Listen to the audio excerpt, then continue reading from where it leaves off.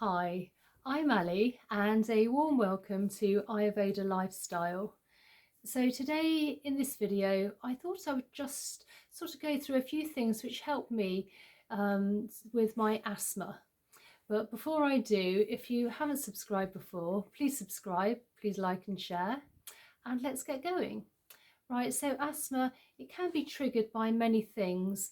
Now, I know for me, it's this time of year when in the changing of seasons, from particularly end of summer into autumn, and when there's dampness in there in the air, if there's a damp evening, that's when it tends to sort of set me off.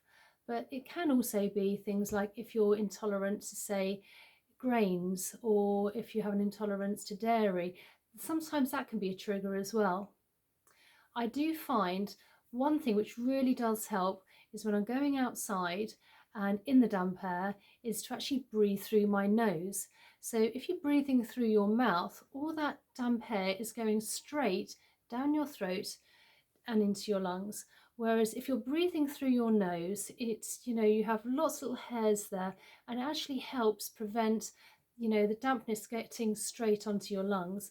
And so breathing through the nose is really, really important when you're outside if it's damp air.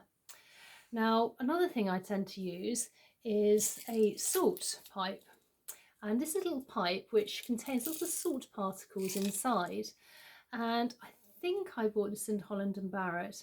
And if I start to get slightly asthmatic, if I get particularly to the beginning of it, I give this a shake and I just breathe through my salt pipe.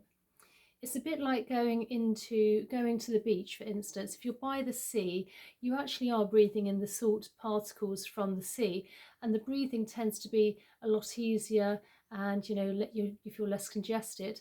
And it's sort of on a sort of similar vein, the salt pipe.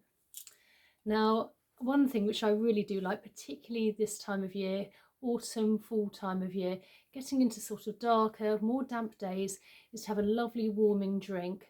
And there's some really good things we can do to actually just a nice warming drink to help relieve those symptoms.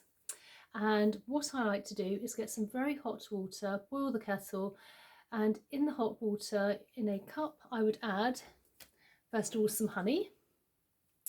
Now, this actually helps soothe the throat as well.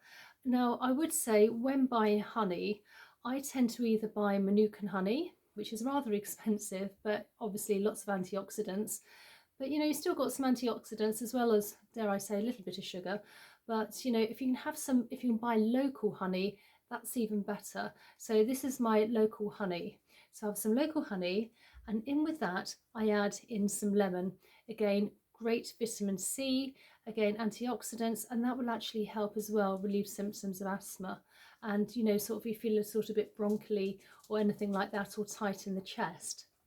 And another thing I like to add to it is ginger. Again, anti-inflammatory, absolutely fantastic.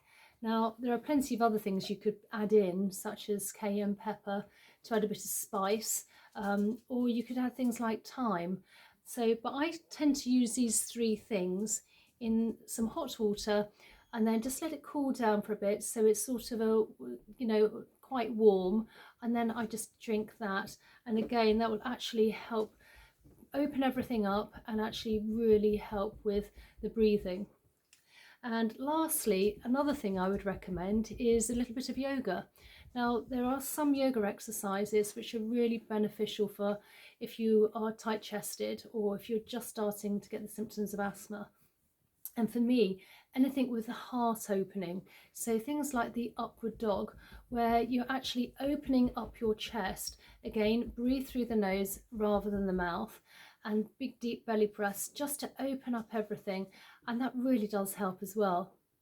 So I hope you really enjoyed this today, and I hope you found it slightly interesting and beneficial for you. Again, if you haven't subscribed before, please subscribe, like and share, and I look forward to seeing you in the next one. Okay, bye.